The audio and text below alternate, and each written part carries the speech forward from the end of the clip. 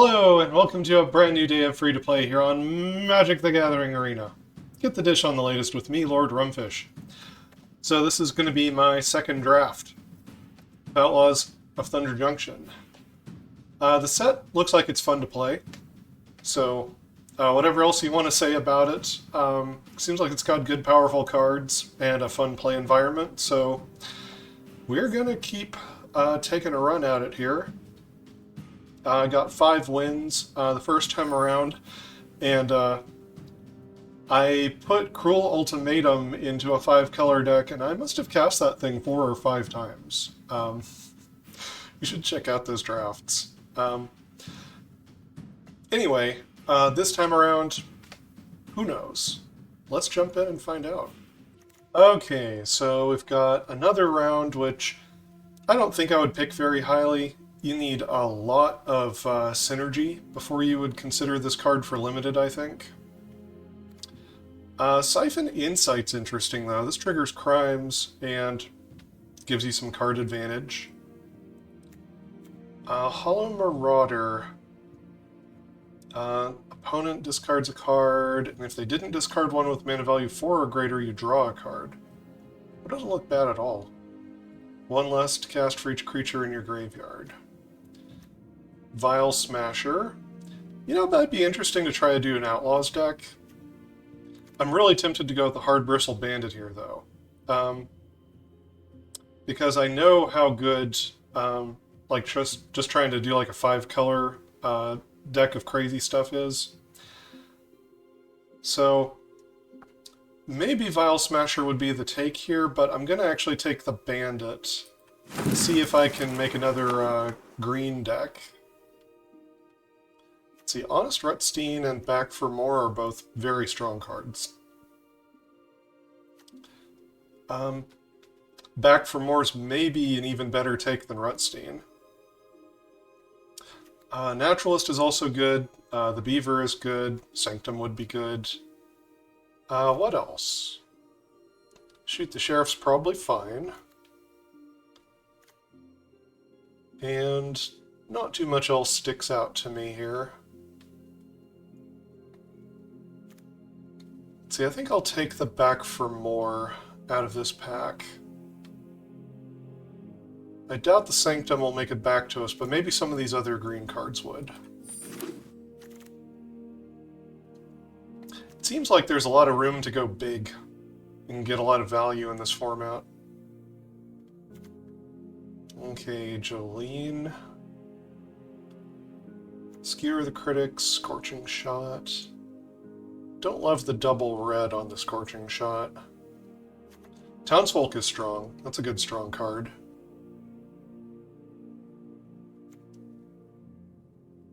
Could be the right take here.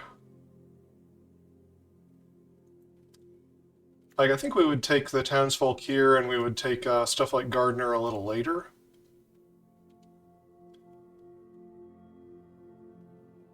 Yeah, Townsfolk's just a card that's pretty good whenever in the game you happen to get it. Okay, we've got Shoot the Sheriff again. Outcaster could be pretty decent. Full Steam Ahead? Not sure about that one yet. Lazav could be interesting. Lullaby. I've seen Lullaby does pretty good work. I've not tried Shoot the Sheriff yet. Oh, Dance of the Tumbleweeds. I've been meaning to try this card out. It looks pretty good to me. Just seems like it's good for the kind of deck that I would like to build here. Oh, Badlands Revival. I have seen firsthand how much value this card has. You can just completely undo all the hard work your opponent's been trying to accomplish with this card. It is quite a thing. I don't usually love things that pull stuff back from the graveyard, but this one's really strong.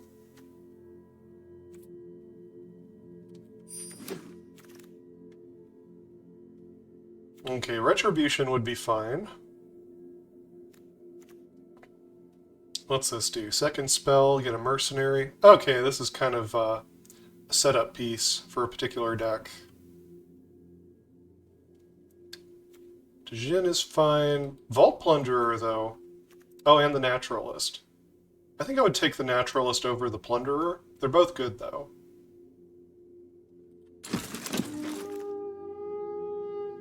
And we've got a pretty good green base going here now. Destroy an artifact, enchantment, or put a +1 counter on each creature. You can do all of them. Pretty nice. We could also take the Abraded Bluffs, which I kind of like here. Ankle Biter would be a fine card too, but I think I like taking the Desert.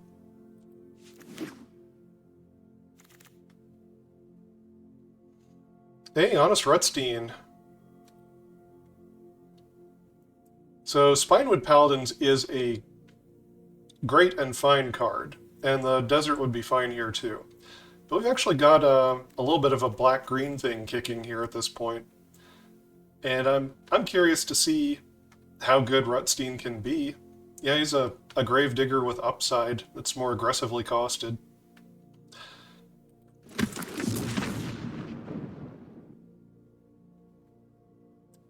Tumbleweed Rising. I feel like this card is a trap, but maybe not as much of a trap if you've got a deck full of giant creatures. What would I take over it here? Maybe the Fake Your Own Death? I don't mind having one copy of Fake Your Own Death somewhere in the deck.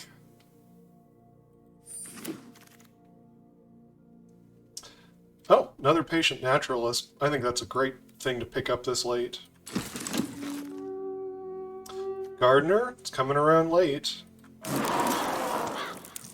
Oh, that is super late for the lullaby here.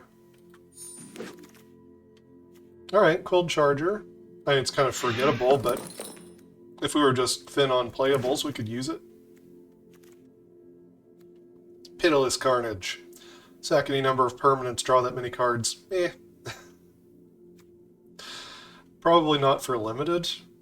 You know, maybe if we have a lot of ways to make blood and treasure and stuff, but... Opponent discards 2, could make a treasure. Nah. Neutralize the guards? Probably not. I could imagine situations it'd be alright in. Boombox is interesting. It's expensive, but I like all the stuff it's doing for you. Hard Bristle Bandit. I mean, yeah, probably. Hard Bristle Bandit. I feel like if we've got good mana fixing and ramping, we can do anything. So, yeah.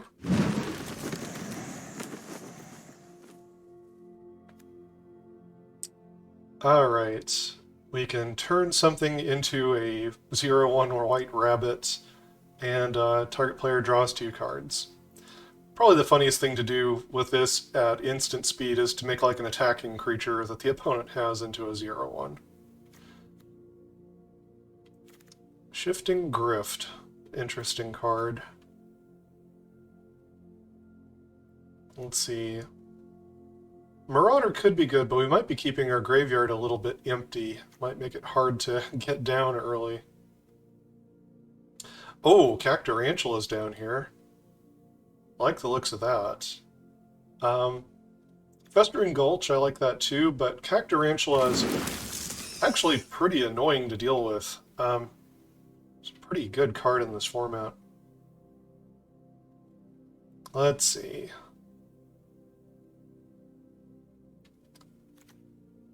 Felidar is a good top end on a deck. Mystical Tether is a great piece of removal in white.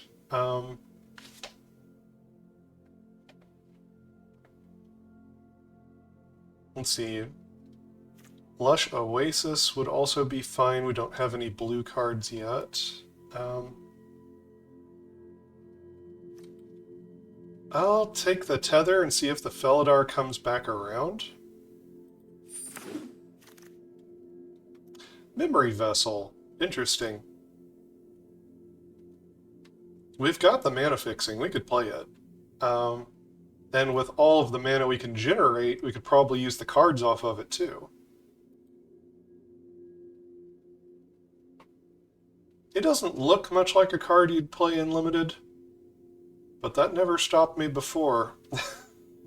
Just came off a draft where I was casting, you know, Cruel Ultimatum just about every game. Sure, we'll take a Memory Vessel.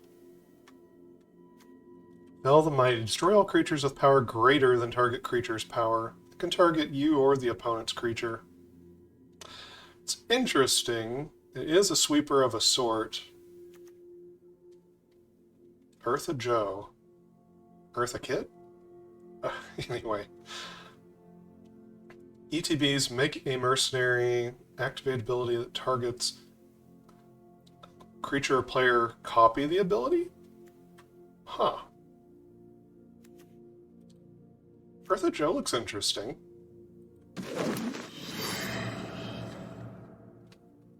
Oh, Buried in the Garden. This is not just a good piece of removal, it's also great acceleration and mana fixing. This is like a perfect kind of card for a 5-color deck.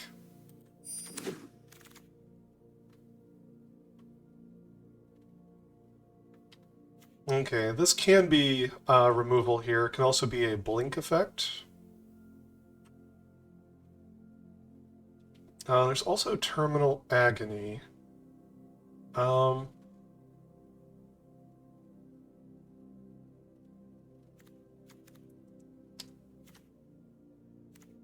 try the Terminal Agony.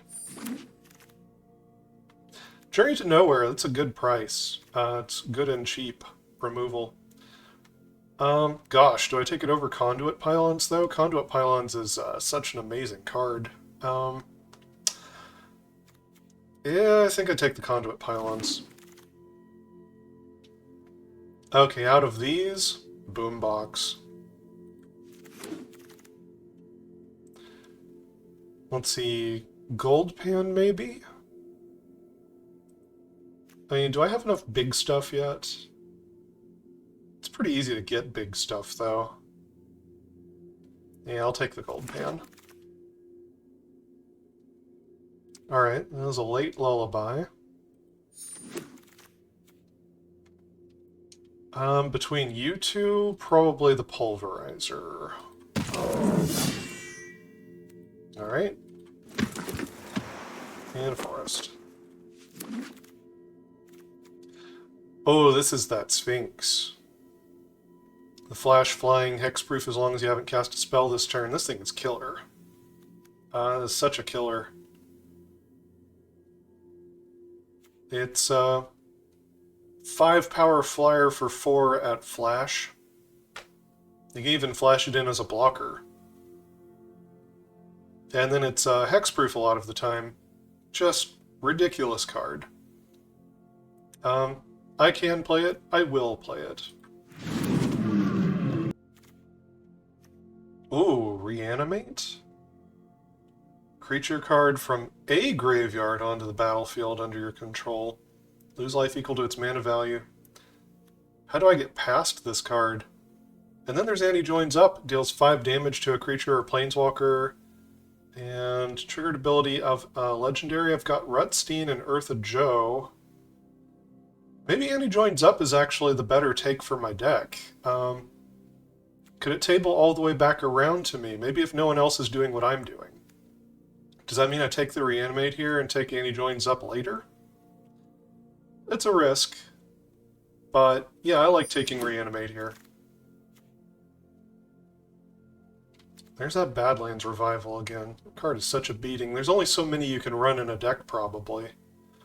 Oh, and there's the Hard Bristle Bandit. Yeah. I mean, this makes the 3rd one, but I'm pretty sure I would run 3. It's so good for 5-color. So good.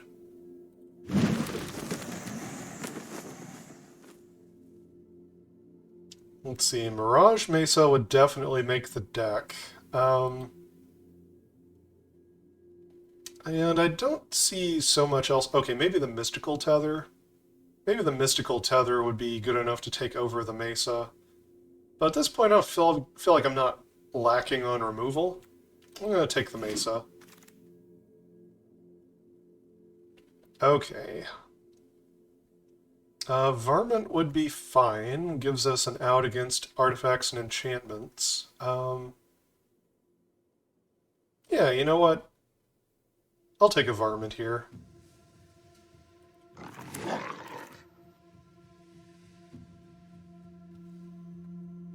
Okay. Can draw 3 cards off of this thing.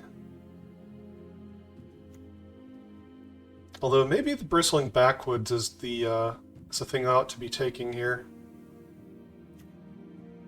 Yeah, just start getting all the mana together. I already have one Eartha Joe. I don't know that I want a second one. Oh, Explosive Derailment. That's a great card. But, okay, I do have lots of removal. I'm going to take the Jagged Barrens. I'm just doing it. Oh, Cacturantula. Yes, please.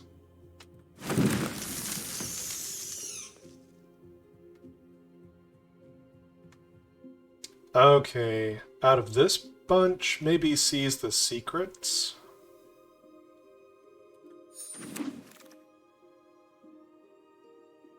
I'll take the Jin. It's pretty late on the townsfolk. But I think I'll take the Springs. Mystical Tether, what? Is that 12th pick? Rope Master. And a Vault Buster. Alright, so when your mana would let you run anything, what do you cut? That's the real trick with a 5-color deck. You have to start identifying some of the cards that are a little bit less impactful and less amazing. Like, this Jin is fine. There's nothing inherently wrong with it, but if your deck's not taking advantage of plot specifically, then it's kind of forgettable. Rope Master, also kind of a forgettable card. We'll keep the Pulverizer for a second. It's actually a pretty good presence on the battlefield. Quilled Charger is maybe a little bit lackluster.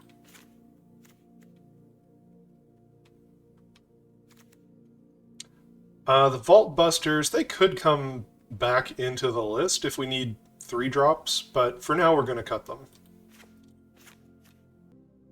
I think Fake Your Own Death is fine, but I'm not in any hurry to force it into the deck.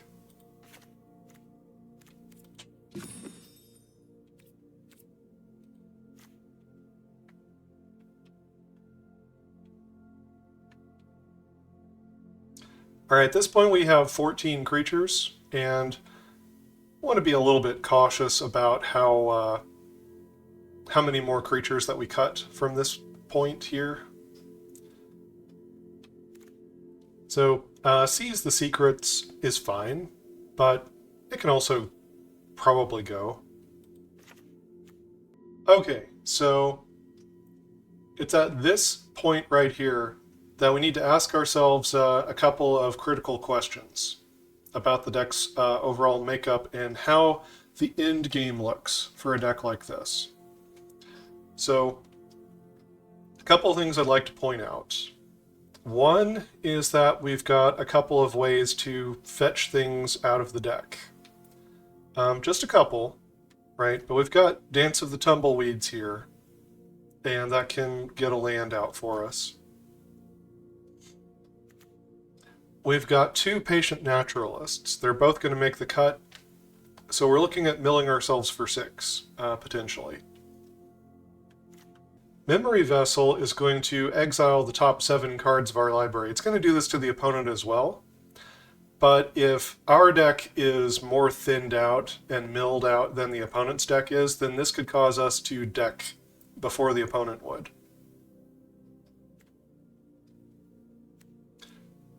And we might draw some extra cards off of Cacturantula. So all of that, plus a little bit of Surveil from the Conduit pylons. We don't want to be in a position, if we would be the deck that should win a long game, we don't necessarily want to position ourselves to where we would mill out, or we would deck ourselves and we reach a point where we don't want to use the memory vessel because we're afraid of how close it would put us to decking. For that reason, I'm actually going to go above 40 cards. And I'm going to get some dislikes probably on this video because real serious-minded folk who play tournaments all the time are like, no, never go above the deck limit, what are you doing? They just hate it. They just hate it. But I think sometimes it is correct to go above 60 cards. There's actually a white mid-range control deck that I play on Arena. One of its bad matchups is against Mill, like with Jace and stuff, with white-blue control. One of the easiest ways I found to just win that matchup without significantly impacting my ability to win the game is just go above 60 cards. There are so many good cards in mono white that I can just pack the deck and you stop losing to Mill, and there's still enough good white cards spread across all of white to still enable your strategies and win. But I digress. We're not going to cut any more cards. We're going to add land.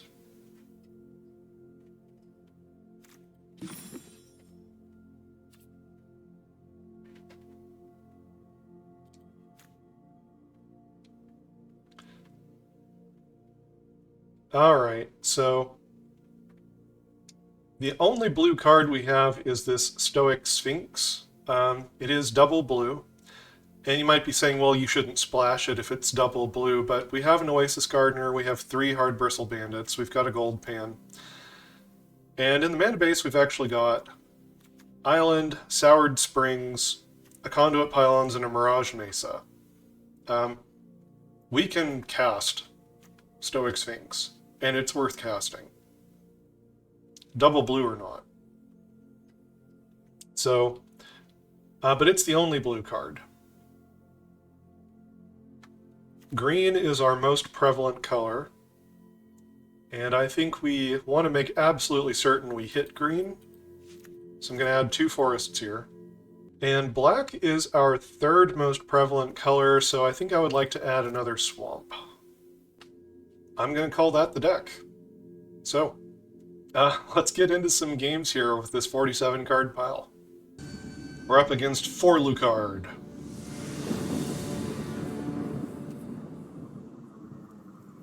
Yeah, I'll keep it.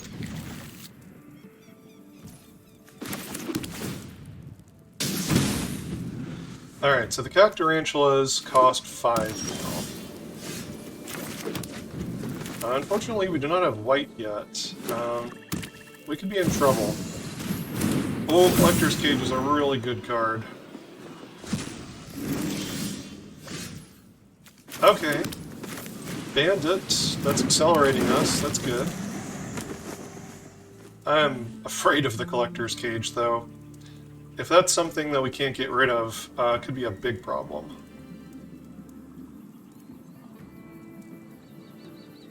I'd prefer if you didn't kill my bandit. I'd like to hit this Cacturantula next turn.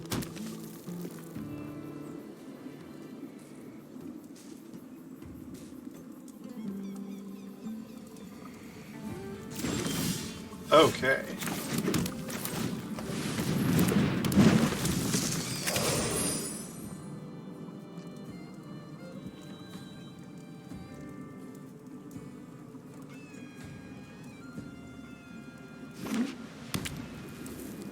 Well, Collector's Cage is really powerful. That's actually going to draw me a card.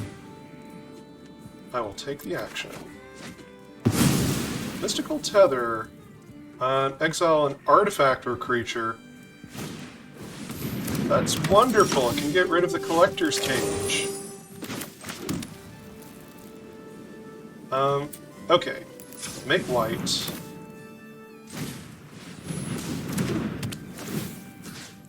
Get that collector's cage. Alright. Yeah, it untapped the bandit. Unfortunately, I didn't really have anything else to play there with 4 mana. But it's just a good habit to get into, to start using the bandit that way, to stay in practice for when you commit crimes.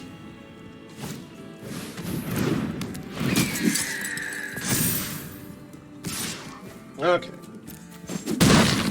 Come in with the Stable Master. This thing makes mana for mounts, or just green. And then they've got this flyer.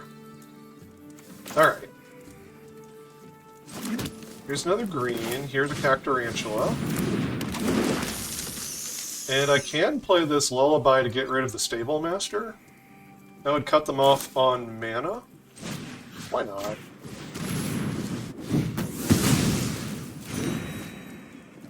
No attacks. So now they want to get rid of this Cacturantula, and if they do, they're going to draw me another card. Take action. So yeah, they've had removal, but it's costing them.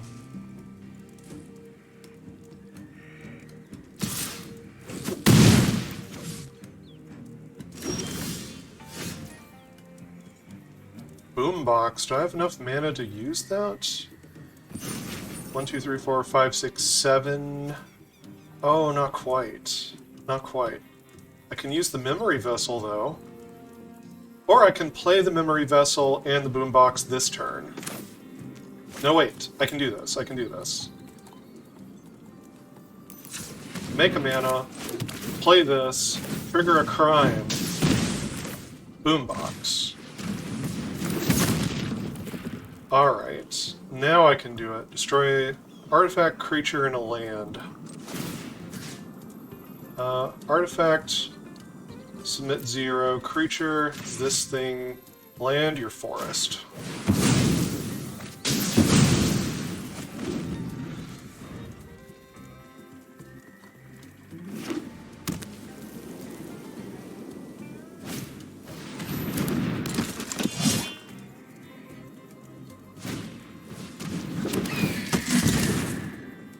Okay, they're running Reanimate as well.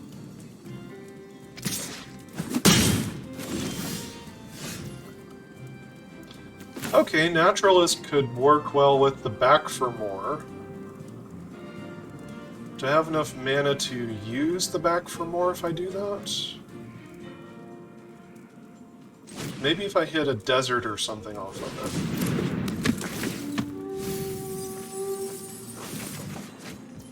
Okay.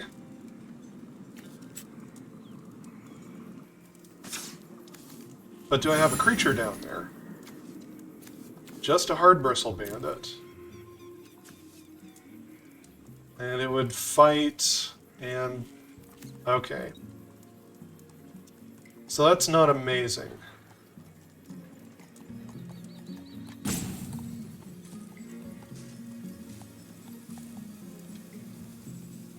Well, in that case, let's play the Memory Vessel here.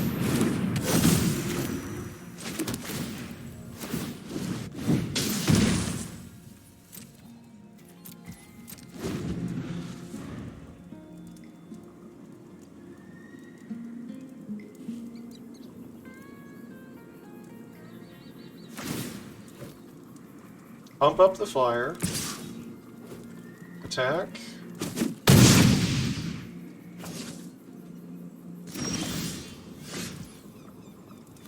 Reanimate. Okay, they've got a Stable Master down there. Oh, let's go ahead and do this.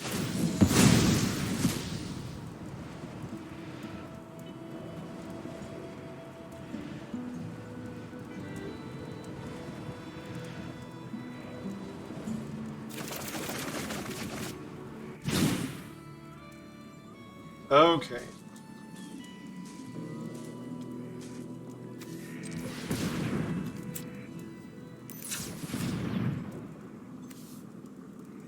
Green. Oh, wait.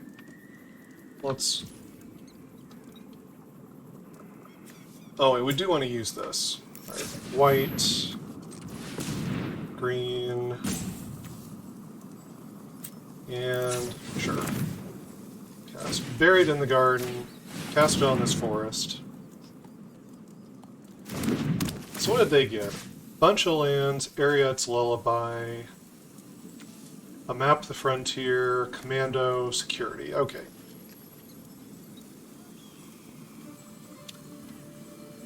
So I could take, like, their Journey to Nowhere and get my Cacturantula back. I think I like that.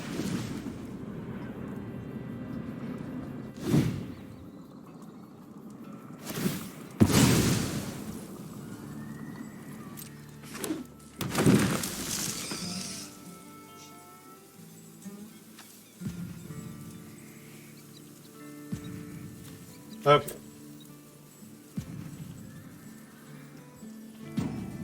Blue, we'll go ahead and get the Sphinx down.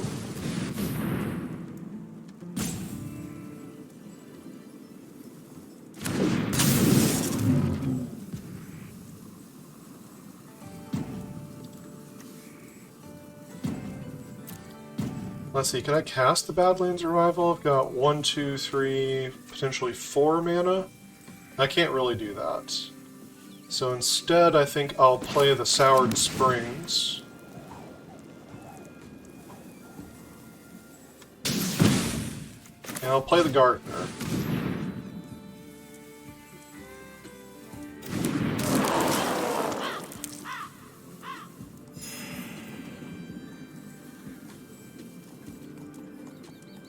No attacks. Oh yeah, the Keykeeper can tap something for the Lullaby. Are they really going to draw me 2 cards to do that, though? Then I can back for more on the Cacturantula? They are. They are.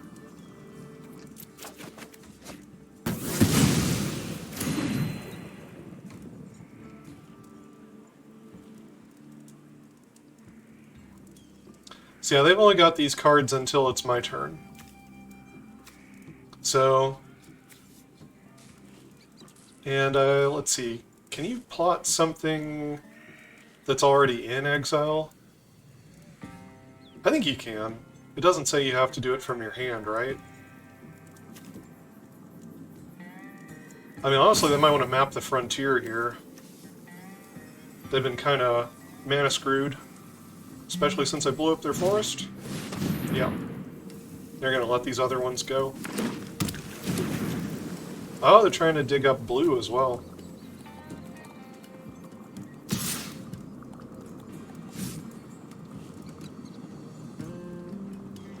They're afraid of the Sphinx. As they should be. Pylons. Yeah, sure, I'll take a bandit. Alright, let's tap you for mana. Make some black here. Back for more. It's the Cacturantula.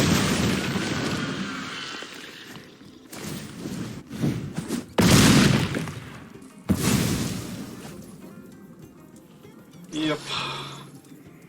Next, Sphinx is gonna fly over. And Dance of the Tumbleweeds, I think I can fully kicker this thing.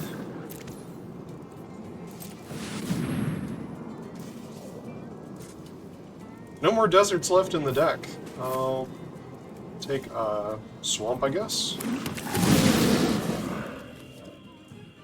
Okay, that is not an instant. It'd be pretty crazy if it was. So is there something I'd like from their graveyard? Maybe I should wait and see if they have a board sweeper. Yeah. Anyway, here's an 11/11 elemental from that Dance of the Tumbleweeds. Mystical Tether, going after the 11/11 maybe? Yeah, alright. That is something they could tap with the Keykeeper. I mean, really, I don't have mounts over here. They can tap whatever with the Keykeeper. It takes 2 mana, though. They got 5 left. They have a lot of enchantment-based removal over there. Trained Arcs. When you saddle that thing, it gets first strike. That's only for attacking, though. You have to saddle at sorcery speed.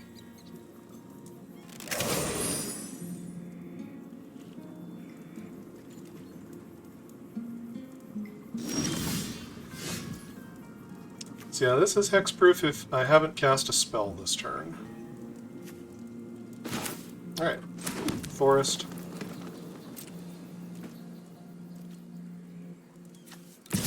Come in with the Sphinx and Cactarantula? Yeah, sure.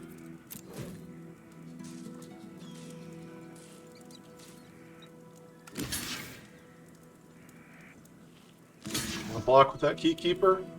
That's fine. I'm still not going to commit more to the board. I'm going to leave the Sphinx hexproof. See if they have a board sweeper. I'm trying to tease it out of them. Okay, Shepherd of the Clouds. They don't have a mount, so they're going to have to cast it whenever they pull back.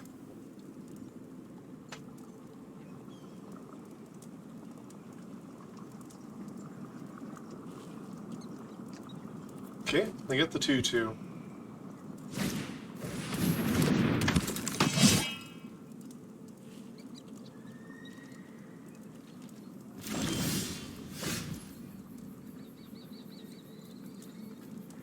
Let's see, is there anything I can reanimate that would just cause me to win the game? The Supplier gets a +1 counter onto a thing.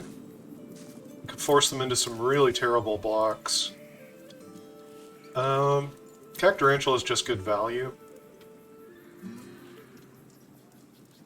Let's see, what would the +1 counter do for me here? Could make the Naturalist or the Gardener into a hard-to-block threat. Could make the Bandit into a hard-to-block threat. Oh, if I'm going to do that, I should play the Pulverizer, because then they're going to take an extra 2 damage when I cast this spell. That's probably a no-win situation.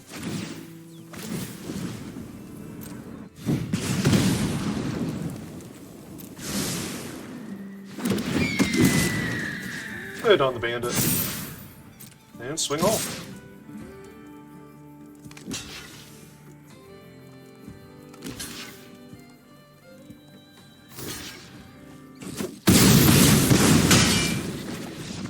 That'll do it. We're up against Scarred Hamar.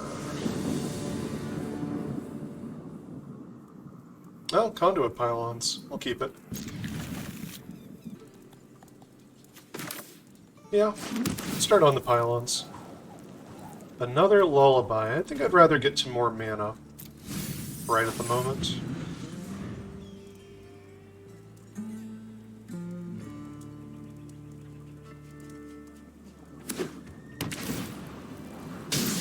Okay, White-Black Desert. Go ahead and play the Bandit. With the Desert, it can untap the Bandit. That could let me play a Buried in the Garden, which could let me keep ramping.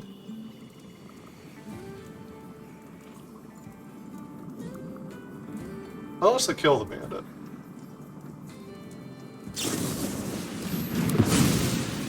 Well, that's pretty aggressive, but alright. Let's see, I guess I will go Mirage Mesa for black mana? Yeah.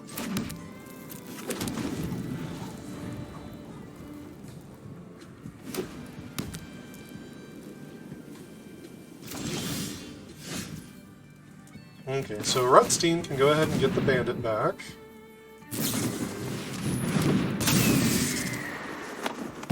They even interrupted. Okay. Well, I will kill that Maven soon enough.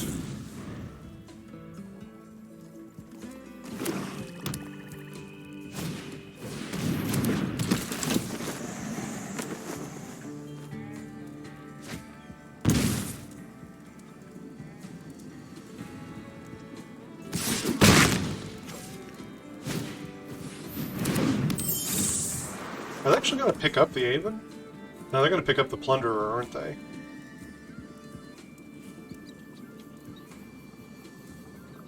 Yeah, they're going to pick up the Plunderer for value. Alright.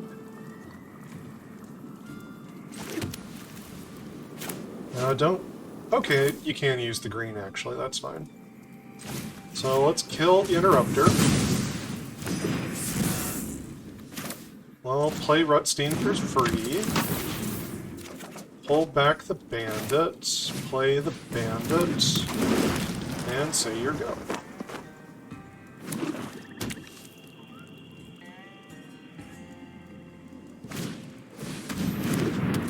Well, there's the Plunderer.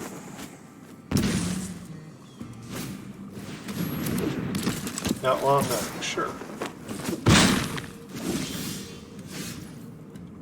There. There's a land. We'll go ahead and make green, white, red, and a colorless. Yeah.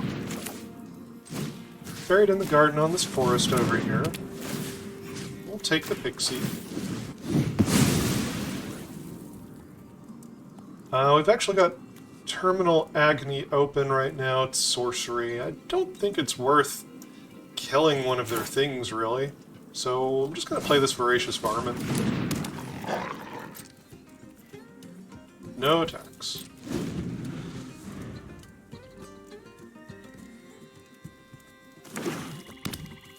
So we've gotten their flyers out of the way. Got them on the ground with us here. And the question is, do they have some bombs they're building up to? Prosperity Tycoon. Can pay 2 to sack a token to make it indestructible. Right? Yeah, sack a token. Costs 2 mana. They've only got the 1 token.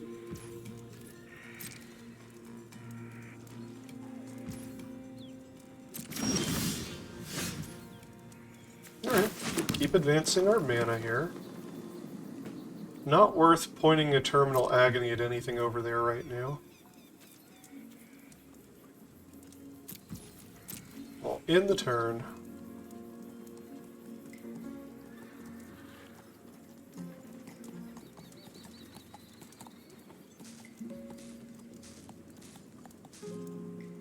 Now, looking at the Varmint, my plan is to use the Varmint to force the Tycoon to sack a token. Huh.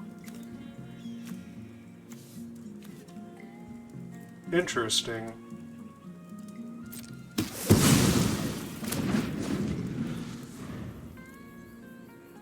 They killed the Varmint with Shoot the Sheriff. Seems like a pretty premium piece of removal to me, but whatever.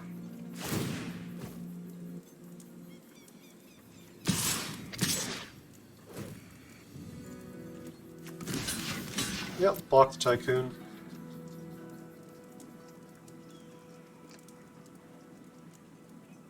You gonna let it die?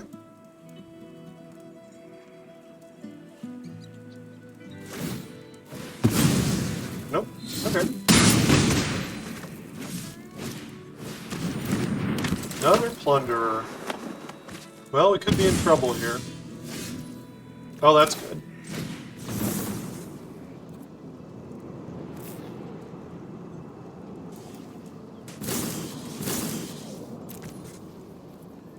Yeah, we'll tap out for this. I guess we'll get the Soured Spring.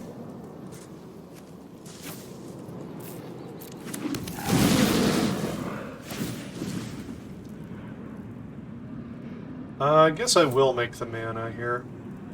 So, here's a red. We'll just go ahead and kill this Tycoon.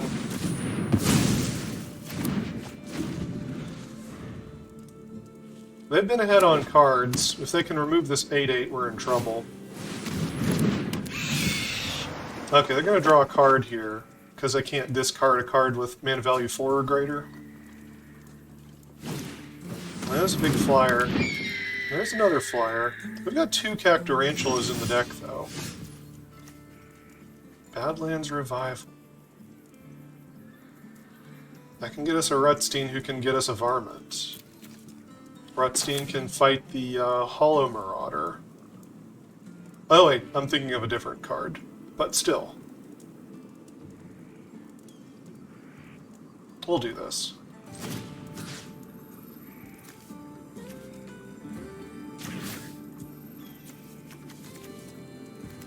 Wait, so Varmint's the only other permanent I can get back? Oh well. Yeah, I think I'll just get them and play them both.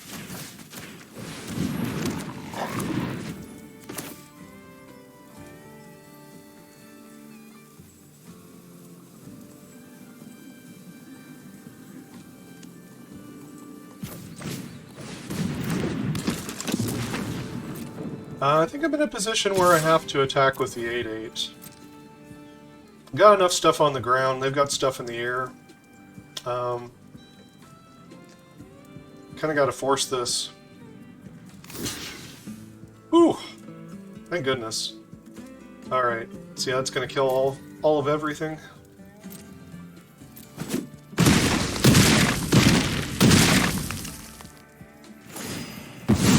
Kind of glad they made that trade.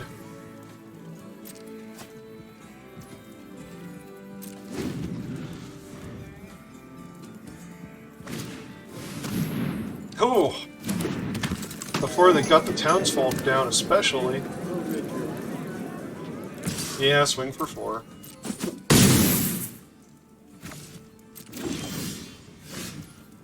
Bandit. Not what we were hoping to see. Come in with Rutstein.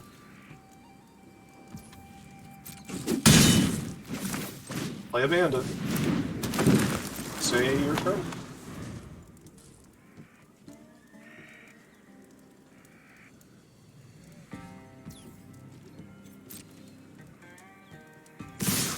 Oh man, I hope they don't have a trick for this townsfolk. We've got a block. We can't take this kind of damage. They've got a trick, don't they? Ah, boy.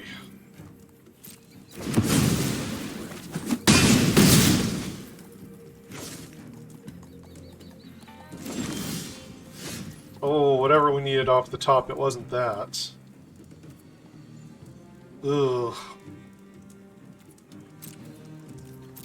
Well, if we just keep drawing land, this could be it. I think there are draws in the deck that would get us out of this, but not if we just flood out.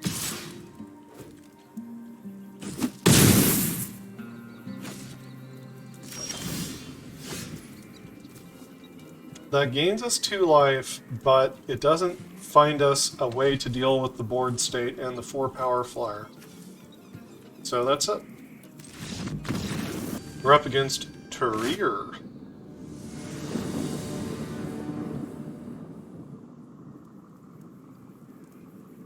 There's a bandit and some deserts. Badlands Revival. Nothing to go with it, really, but gotta believe. We've got the mana, we've got the fixing, we'll draw into it.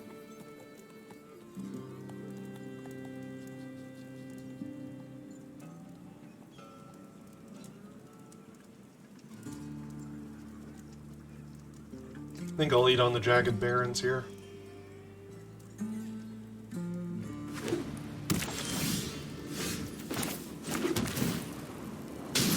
Good to see another spell here.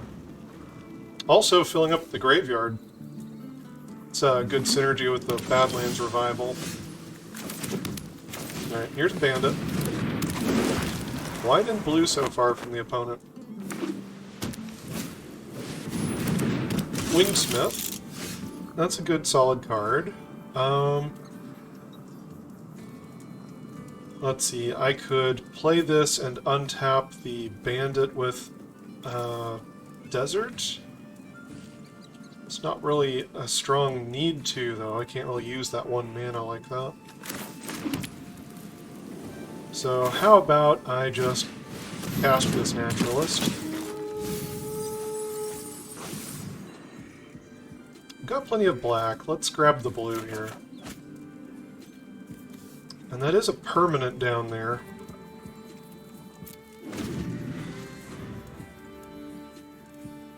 So once we get a creature in the graveyard... Okay, they let the turn pass to give this flying. They could have something with flash. Reanimate only targets creatures.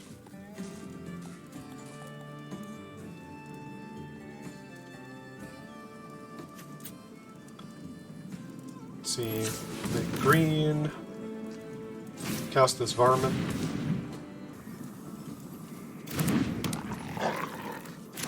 Go ahead and play the desert. Untap the bandit.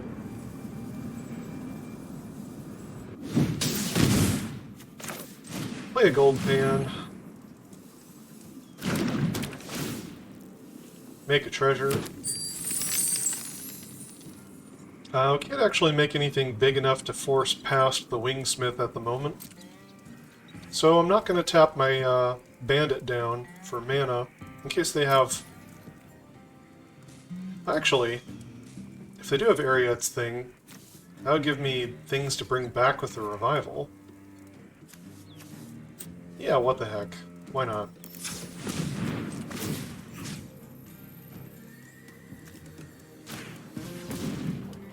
Let's equip up the Naturalist. Could still use the Varmint if they play Artifact or Enchantment off of the Treasure. They don't fly in, they don't use the mana. I think they've got that 5-drop thing. It's like a 1/4 with flash, and...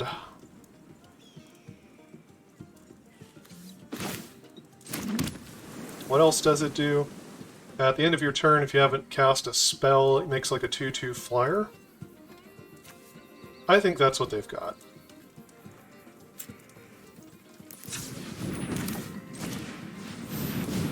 Anyway, let's play Eartha Joe. See if they got a counterspell or anything.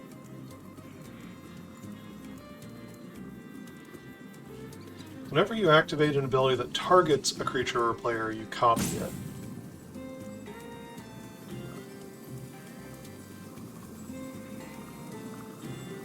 The Varmint wouldn't copy unless it was targeting, like, artifact creatures.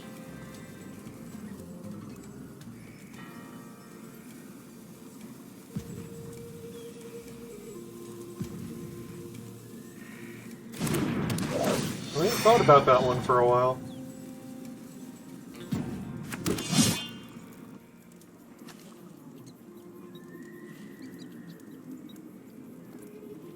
Alright. Do I want to move the gold pan?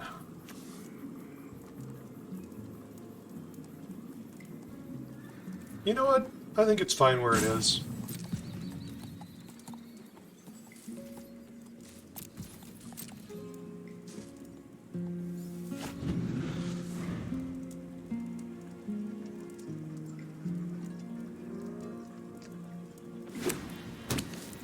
They didn't play it. They didn't play anything.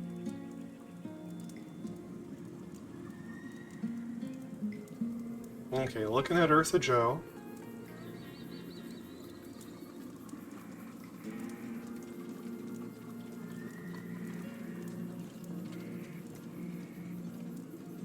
I'm really hoping they've got, like, enchantment-based removal. That would make Voracious Varmint really great here, especially to bring back with the Badlands Revival and the Reanimate.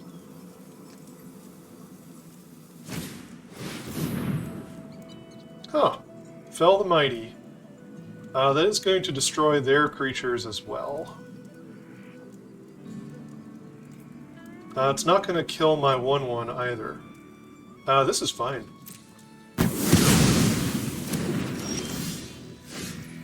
They have given me the ability to bring stuff back from my graveyard now. So, yeah.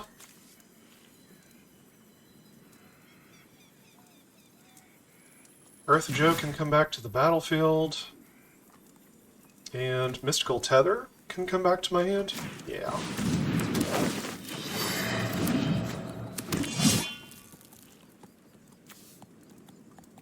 Alright, I've still got this Reanimate.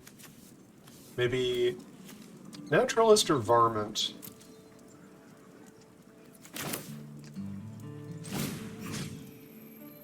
Oh, I could get their Wingsmith. But no, I think I'd rather get my Naturalist.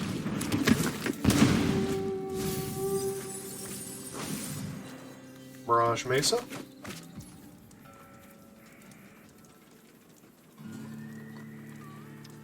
Let's actually use the treasure here to equip the gold pan onto the bandit.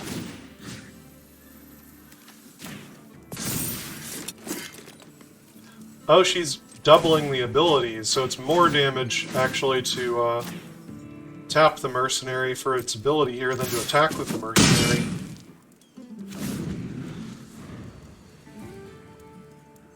Doubling those mercenaries is actually pretty scary.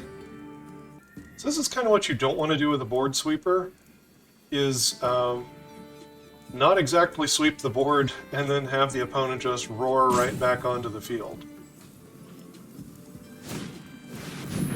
Okay, there's a Mystical Tether. It's going to be for Earth Joe, probably. So this hits artifacts and creatures. I cannot actually get rid of their Mystical Tether with my Mystical Tether. I guess I could use another blue in case I get the Sphinx.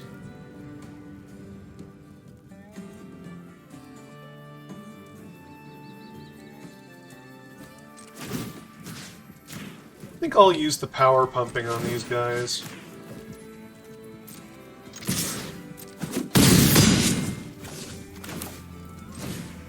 Play Bandit. If they have two board sweepers, you got me. You got me.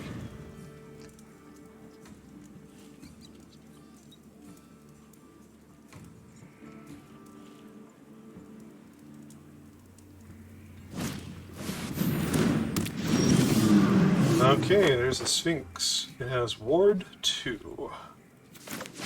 I can pay for that.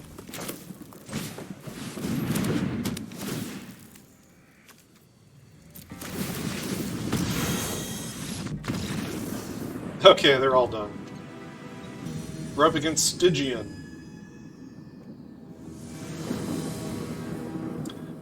So, this hand looks fine. Got a way to mill ourselves and a way to get things back from the graveyard. Seems alright.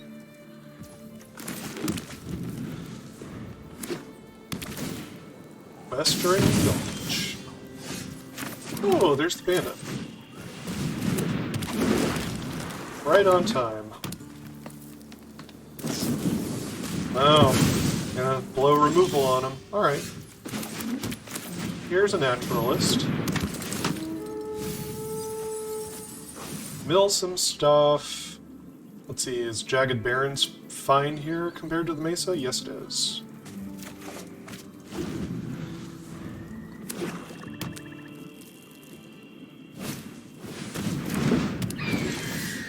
Okay, there's a buzzard. So I could have 4 mana, but I don't really need it. So I'll play the Barrens. Attack. And say that it's your go. Well, buzzard. And a bee.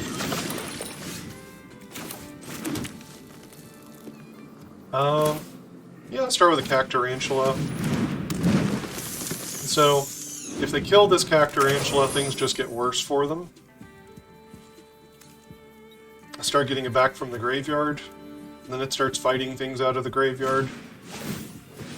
Yeah, that's gonna be rough for you, opponent. That's gonna be rough.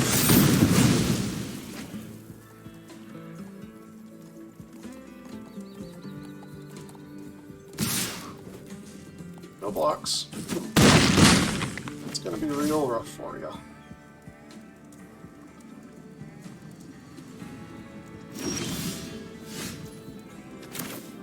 Okay.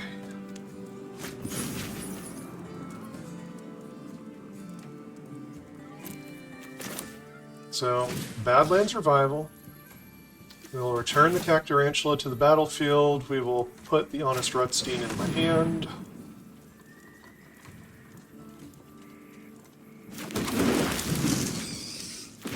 Play a Soured Springs. And we'll hold.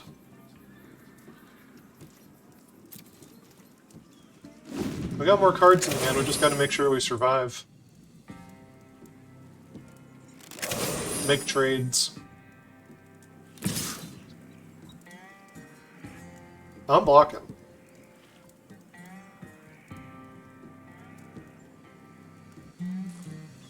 Yes, I'm blocking. It's happening. Okay. Draw me a card.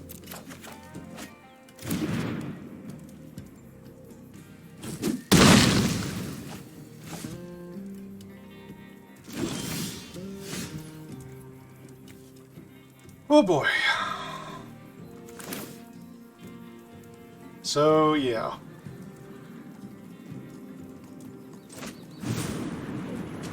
Come back for more.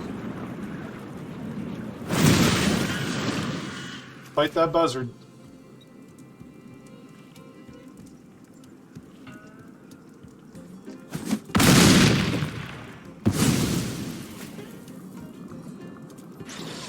No attacks.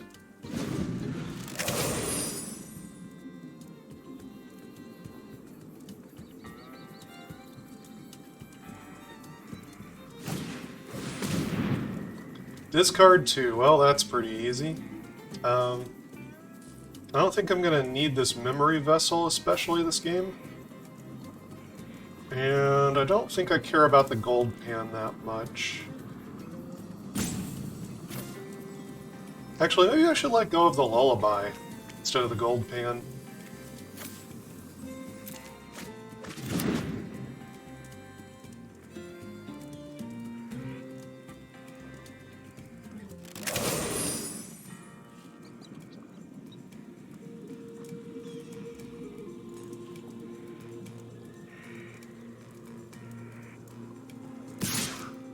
Alright. This time I'm double blocking. What do you got?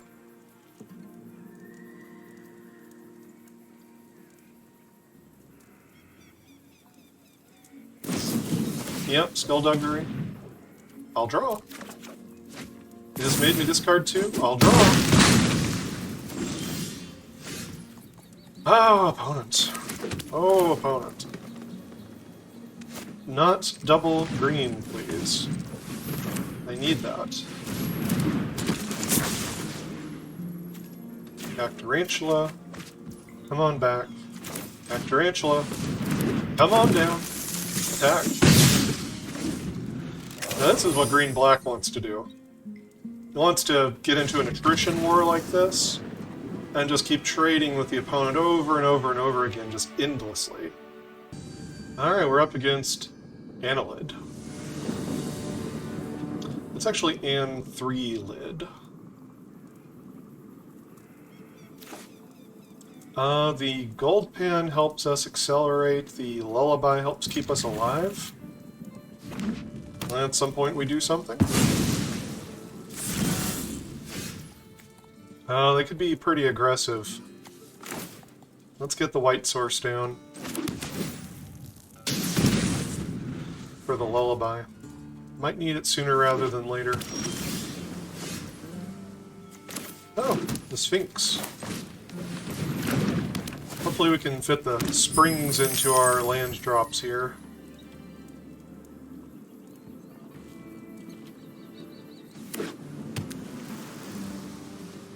Red-blue. They've got this aura. Okay, Scale, Storm, Summoner. You control a creature with power 4 or greater, and it will have that much power because of the aura. So it'll make a 3/1 red dinosaur. And that's pretty good. I think I want to play the gardener this turn.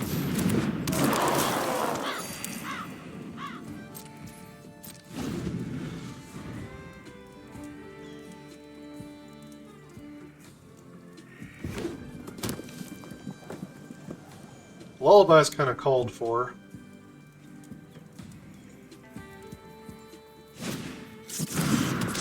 Because we got to get rid of that summoner.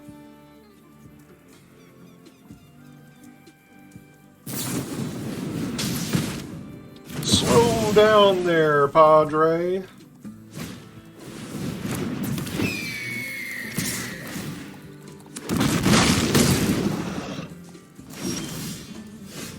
Alright. So I'll go ahead and play the springs. Guild Summoner. They draw a card from the aura.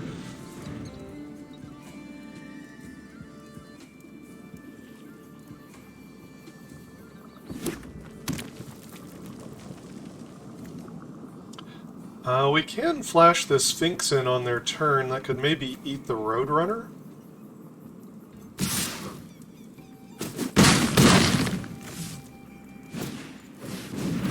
Okay, there's a Geyser Drake.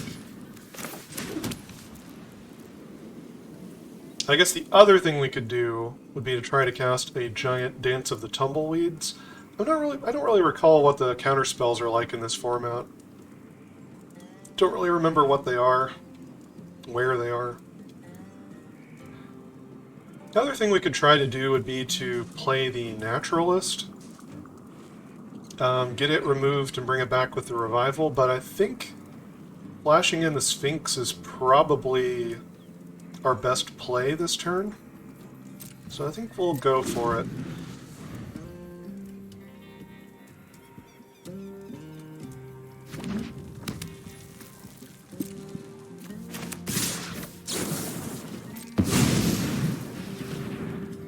I guess we'll eat the Geyser Drake.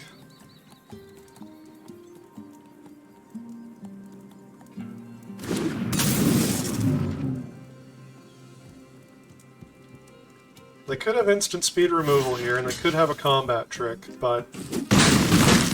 Nope, that worked.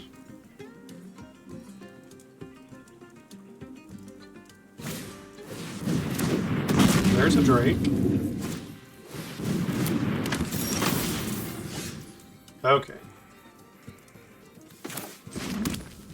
So we've got 6 mana to do a fully kicked Dance of the Tumbleweeds, and I think we probably ought to.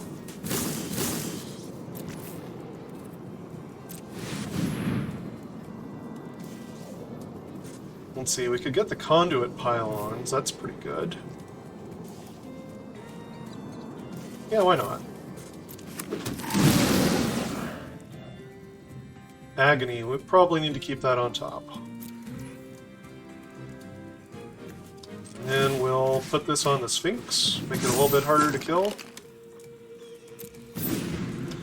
And try to defend. Stay alive.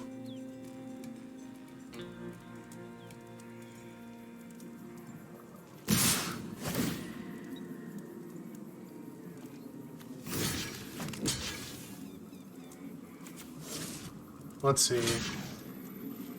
We need to kill the Roadrunner. It could finish us off in the long run. And we'll kill the Summoner here, too.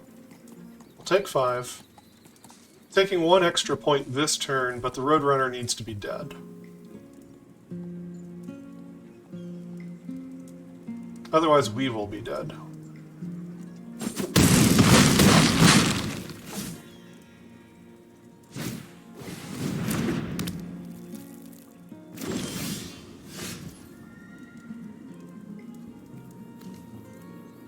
Okay, we've got a Gardener down there.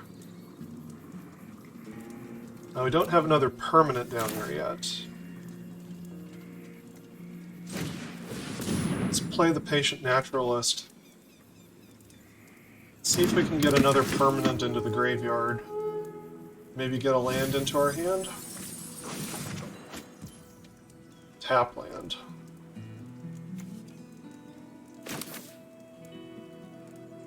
Let's see. White, white, black, blue. I'll make this a black. Alright, Terminal Agony is a sorcery. I'm going to kill the Geyser Drake now.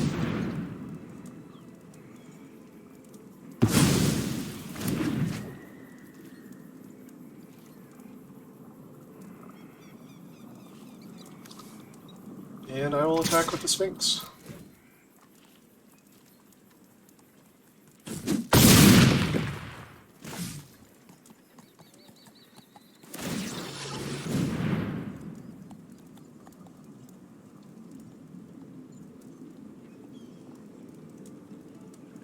It's not impossible the opponent could burn us out from here.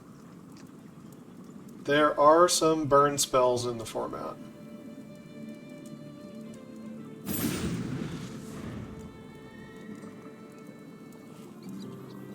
Three life's a real uncomfortable place to be.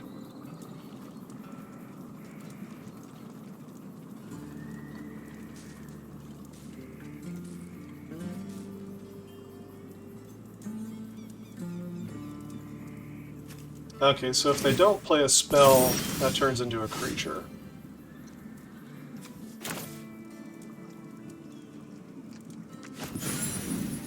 Okay.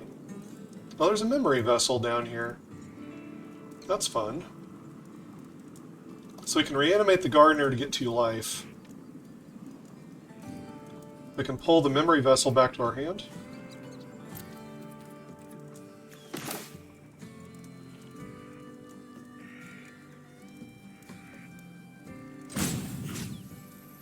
So yeah, gardener, come on back up.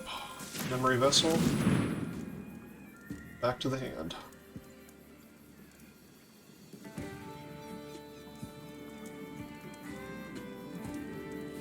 If you got a counterspell, now's kind of the moment.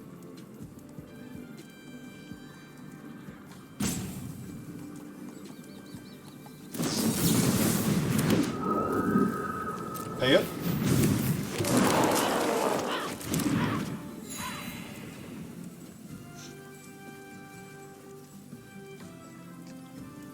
Alright. And we'll come in with the 7/7.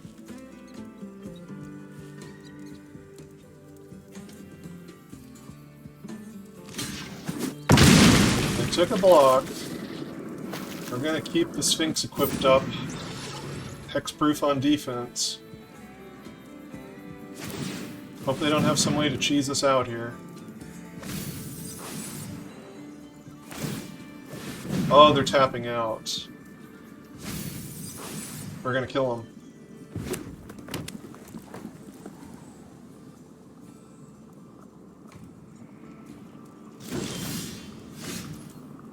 So let's see, if we get this 3/3 out of the way, and we attack for lethal, they can block 7, take 10, go to 2.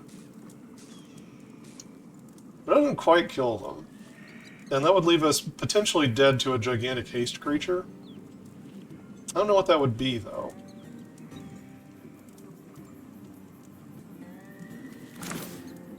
But if they don't jump block, they're definitely dead. I think we go ahead and do this.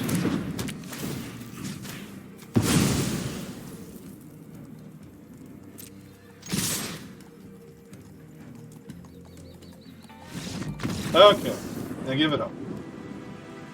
We're up against Trainosaurus Rex. What a name.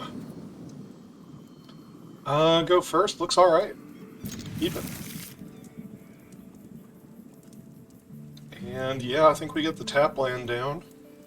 Don't need it for crimes here.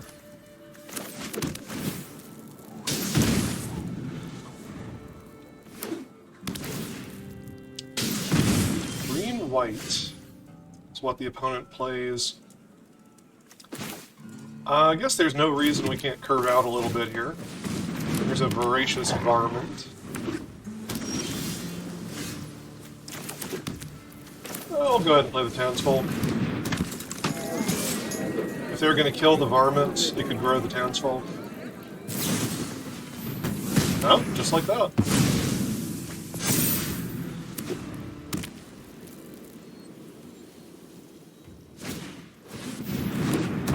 Alright. And now Rutstein can pull back the varmint, and actually he makes creatures cheaper.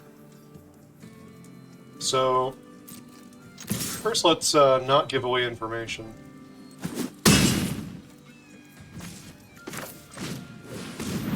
So I should be able to play this varmint for 1 green, right? Okay.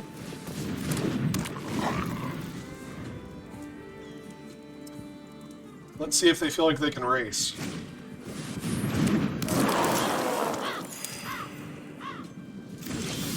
They hold back.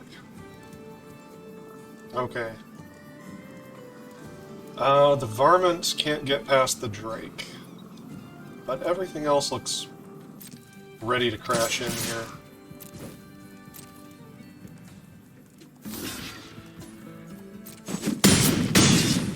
I could have tried to double block the townsfolk.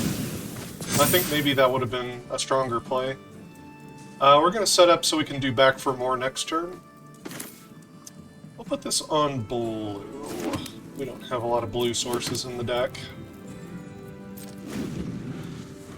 Now, they did get out a little bit of ramp here. Spring Splasher. You got it.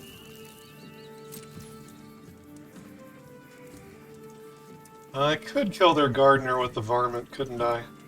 I guess I will. Lines up well with Rutstein. And the townsfolk, actually.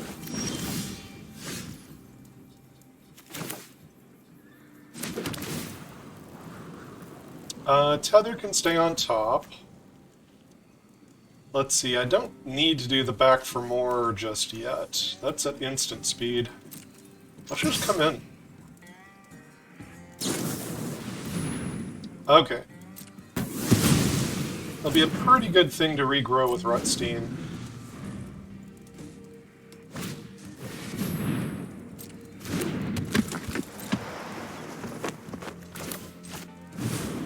Alright. Rutstein, come on up. And? Okay, that was enough for them. Well, folks, we are sitting pretty at 5 wins once again. We've only got 1 loss. And even if we bomb out 2 more losses from here, this is the sweet spot. You know, between 4 and 5 wins, it's 1,500 gems to enter. So if you keep making between these two, you keep paying for the next draft, and you keep all the cards that you drafted, and you get the packs as rewards. So, this is a good spot to be. We're up against MTG Falcon.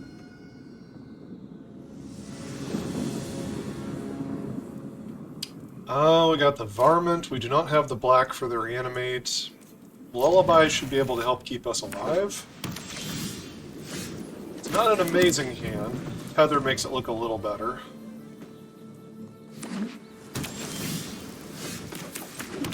Alright, come on down, Varmint.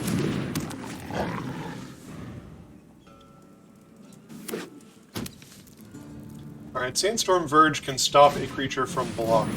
That's sorcery speed. Wingsmith. That'll probably end up getting hit by a Lullaby. So, maybe I take the opportunity to go ahead and just play the Boombox. Commit that 2 mana now. And I've got the 1 mana for the Varmint, in case they play an Artifact or Enchantment.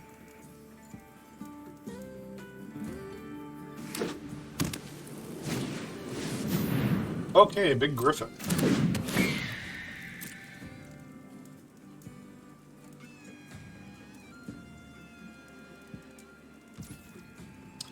Oh, they don't even attack. Wonder what they're afraid of there. Seems like an odd spot to not be attacking. Okay, so Tether is really good on the Griffin because it's got a death trigger.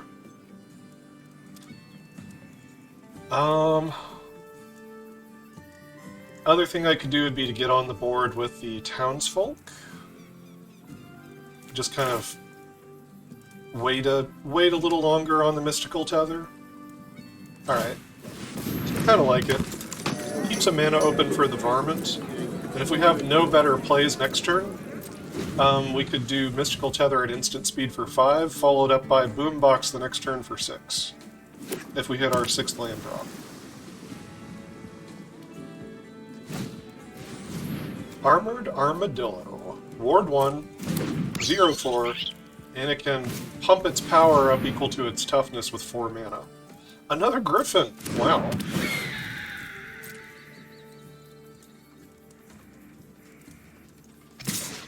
Yeah, they definitely should be attacking there.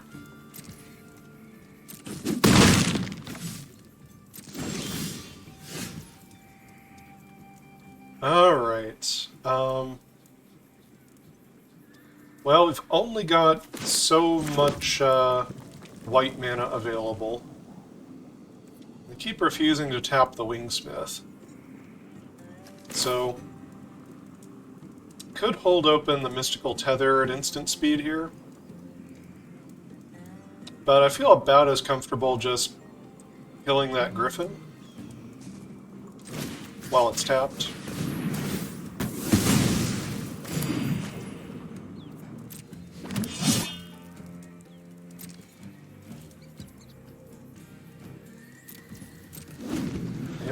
And we'll pass it back for now. Okay, so we've got the mana. We can activate the boombox next turn.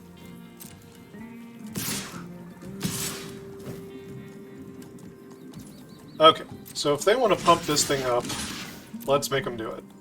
That takes basically their whole turn.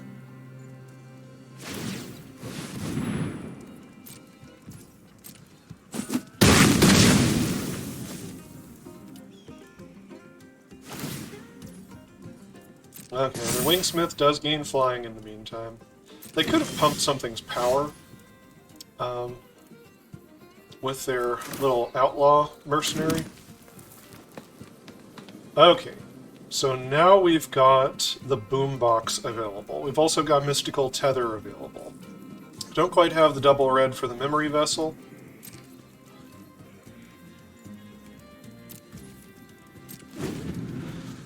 I think we will go ahead and use the boombox.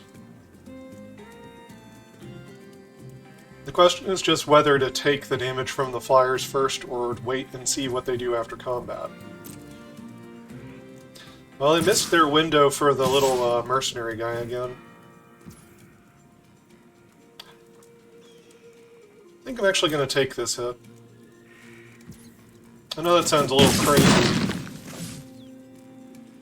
But I want to see what else they have to play, if anything. Claim Jumper.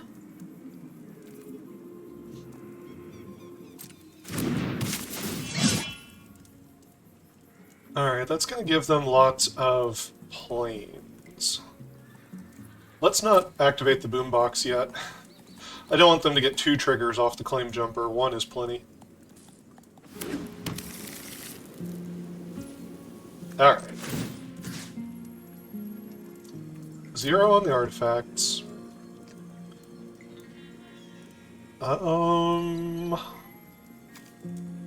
Guess we'll go ahead and do the Griffin, and... yeah, I guess the Verge.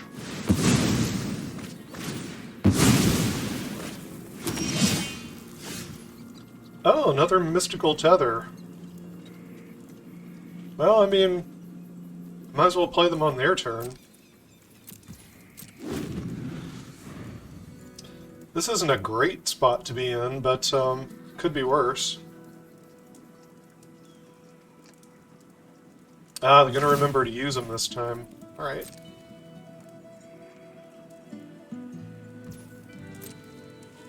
Just one.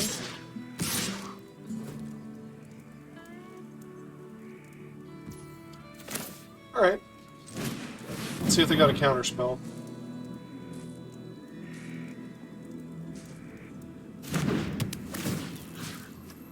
Wingsmith. flyers are harder to deal with.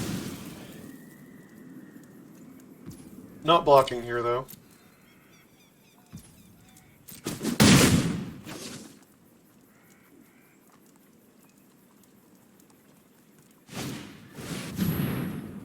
Okay, Rope Master with no good targets.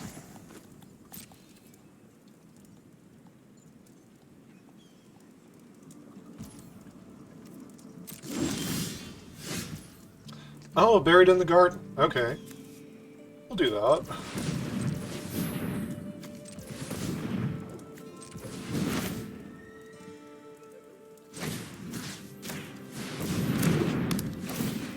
Put that there. Take the Rope Master. And, yeah, we'll go ahead and do the Mystical Tether. Take the Claim Jumper. Come in.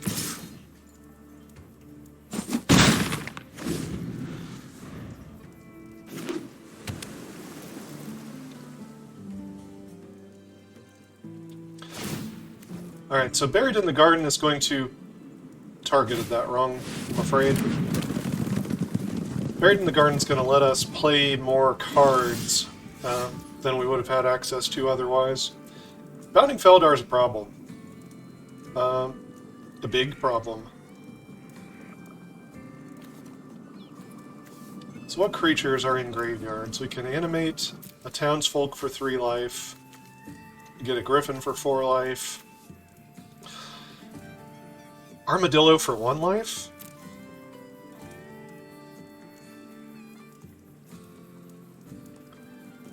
And if we got the Armadillo, we would have some mana left over. How much?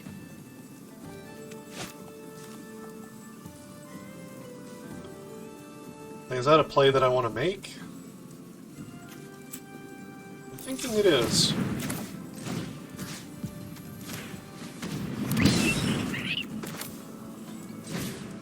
Here's a bandit.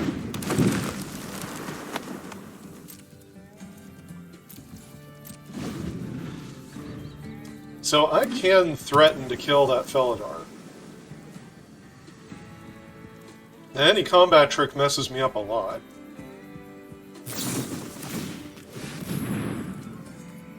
Pay the ward.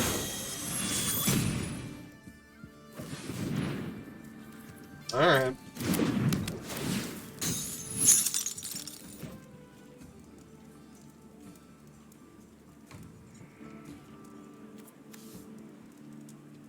Saddle for 2.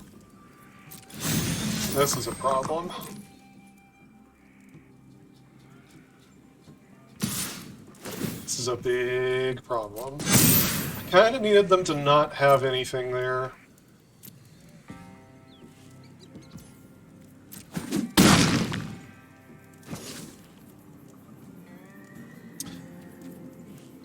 Oh, I can get rid of the Stop Cold.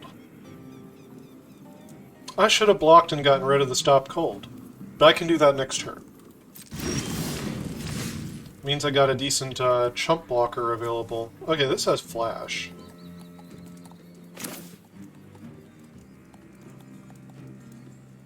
I'd have 4 mana otherwise.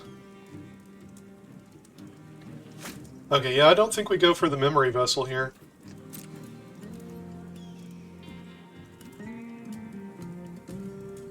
This has Vigilance, though.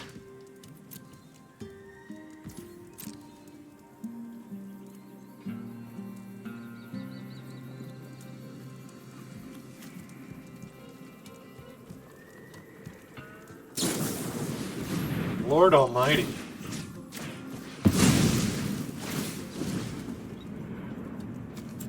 Here, make a blue.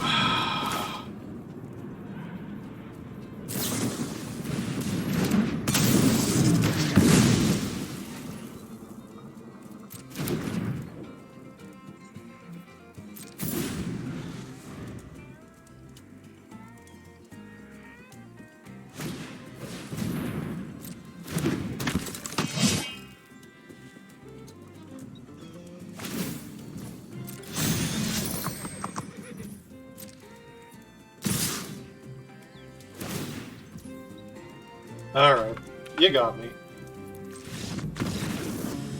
Alright, we're up against Setuna Kuro.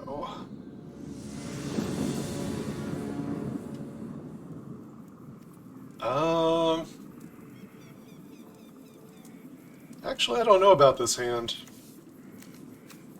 I don't think I like it. This looks better. Back a forest.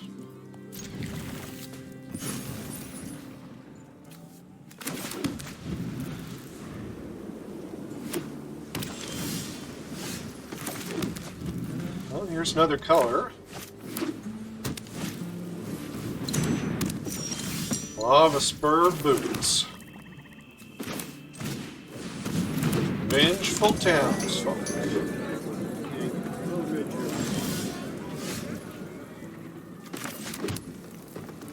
Highfalutin Shenanigans. Okay. I'll attack. That was a risky attack.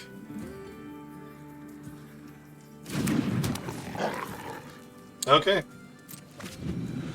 Yeah, Varmint can blow up the boots. Okay, I guess I just didn't find land. Final boss. 6 wins, 2 losses. We're up against Perrin. Final boss. Yep, looks fine. Get the white source down. There won't be anything to hit with the lullaby on 2, so we'll just go ahead and play the boombox.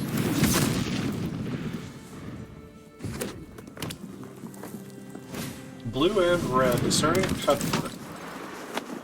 Seems like a good card to bridge you into the mid-late game. Got a 2-3 to answer the 2-2. Ah, we did hit a land. What else went down there? Buried in the garden and back for more.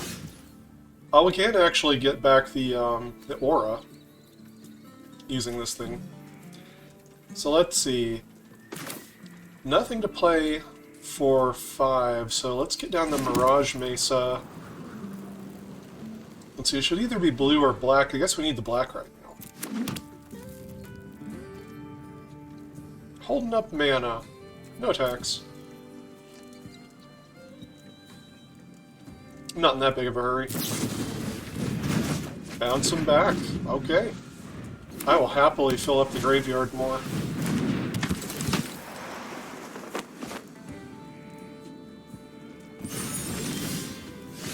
Yeah, let's put some more stuff down there. That suits me.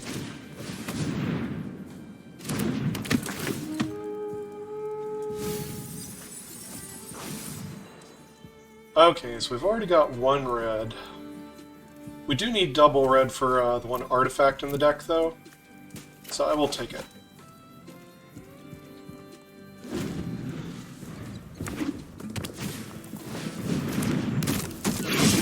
Oh, Desperado.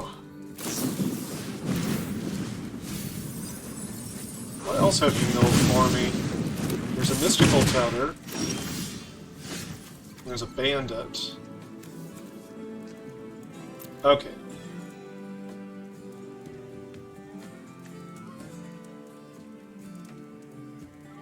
So I can have 6 mana here. Actually, 6 mana is enough to activate the boombox.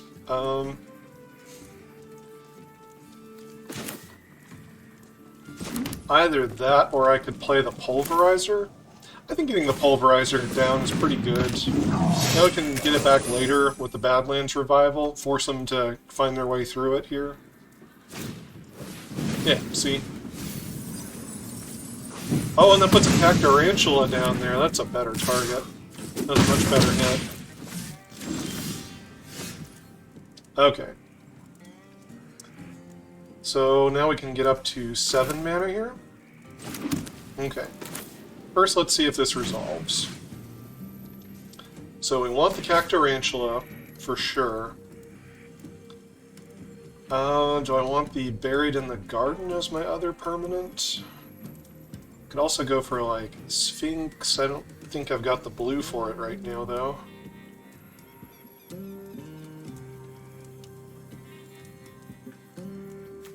I'll just take the pulverizer, honestly.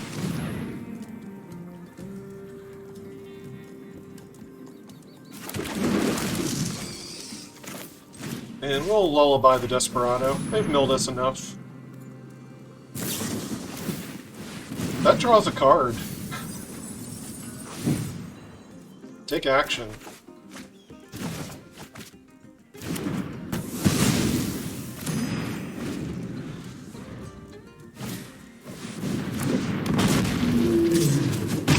Okay, so I think they're in big trouble now. Let's see. And Cacturantula is so hard to deal with. I think we just start there.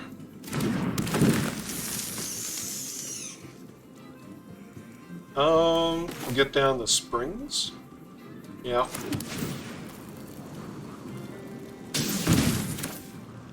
And the varmint. Why not?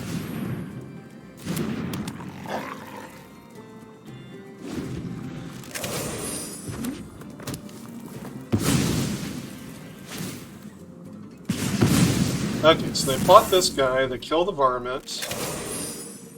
I got nothing for the Cacturantula. Then we play a land, play a pulverizer,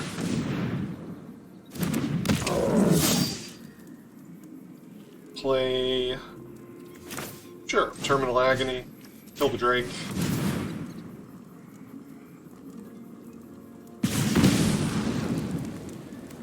Don't need the planes.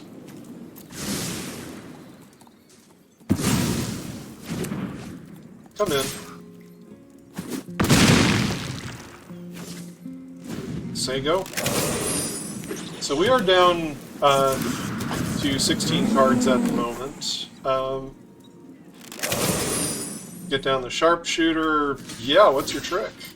Show me. Show me, what do you got? Okay.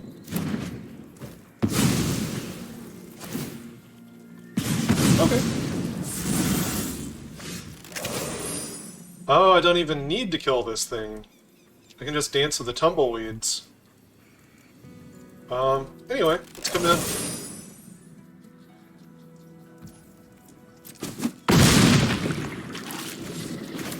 Alright. Dance with the tumbleweeds, fully kickered. We'll go ahead and... That's it. Oh, I don't know if you can see it next to my face in the bottom right corner, but 7 wins. 2,200 gems and 6 packs. Let's look at this deck again. Alright. So this is kind of a green-white deck that's splashing in 5-color. The only blue card was Stoic Sphinx, but our mana fixing was so good that we managed to resolve this thing when we needed to. I don't know how great the Reanimate was in here, but I liked the option. I feel like the Back for More and the Badlands Revival are just amazing. So is Cacturantula. This thing definitely feels more like an uncommon. This feels like a powerful signpost that should be pulling you into green. Cacturantula is deadly. And don't let the mana cost fool you. If you are building your deck correctly, it's going to cost 5. And you might ramp to it on turn 4. It's quite a thing. Pulverizer was fine again. No complaints. Memory Vessel was a little awkward, I'm not going to lie, but it was fun to get to use it in the one game.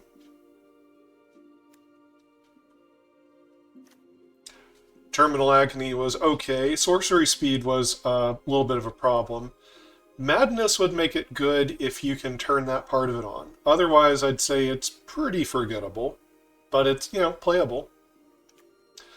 Eartha Joe's dangerous. It'd be especially dangerous if you've got more of those little mercenaries running around, but she just doubles up anything that's targeting creatures and players.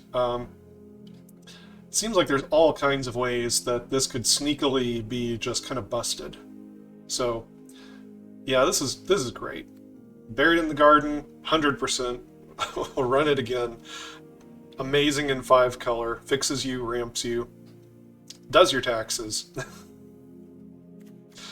Mystical Tether, top notch. Good stuff. Townsfolk was fine. Good 3-drop, grows, so the opponent eventually has to do something about it. Naturalist, very solid. Gives you, early mid-turn plays and helps get you up to the big stuff, and is great in green-black because it fills up the graveyard. Rutstein, really good.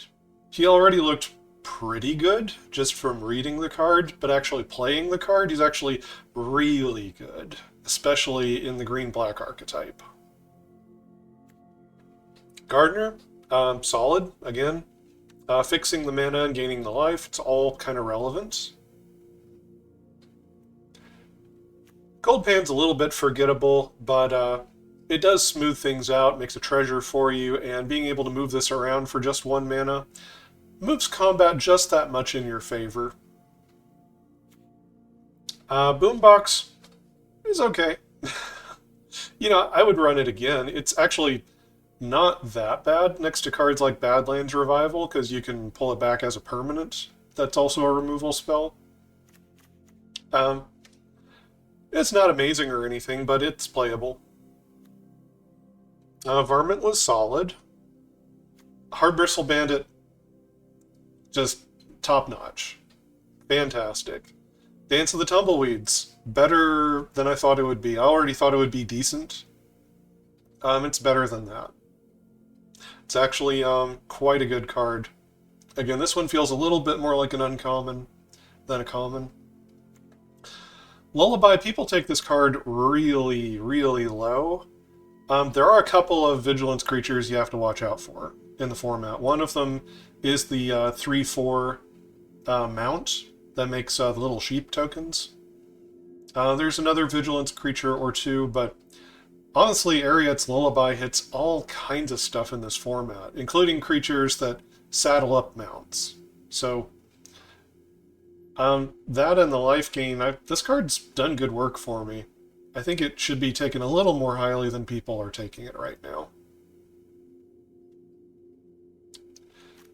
And that was the deck. It was 47 cards, and we won 7 games. Look, everyone in the world is going to tell you should run a 40-card deck and you should never go above 40. I'm saying if you have a self-mill strategy and you have something where you're going to draw 7, exile 7 that you want to run in your deck, maybe you want to go above 40 cards. Maybe the way that you lose is milling out. We did go up against mill in that one game.